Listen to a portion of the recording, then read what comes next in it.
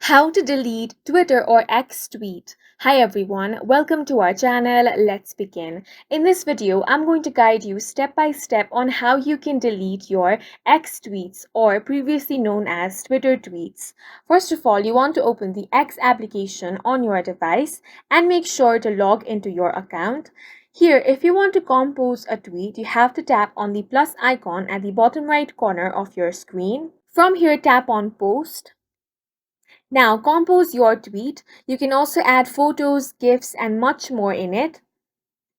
Now, you want to tap on Everyone can reply and select your preference. If you want only accounts you follow to reply, select that option. Once that is done, tap on the Post option. As you can see, your post or tweet has been sent. Now, if you want to delete this tweet, first of all, tap open this tweet in this way.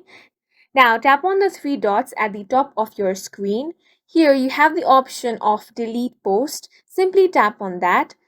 A pop-up will appear saying this cannot be undone and it will be removed from your profile, the timeline of any accounts that follow you and from search results. If you want that, tap on the delete option.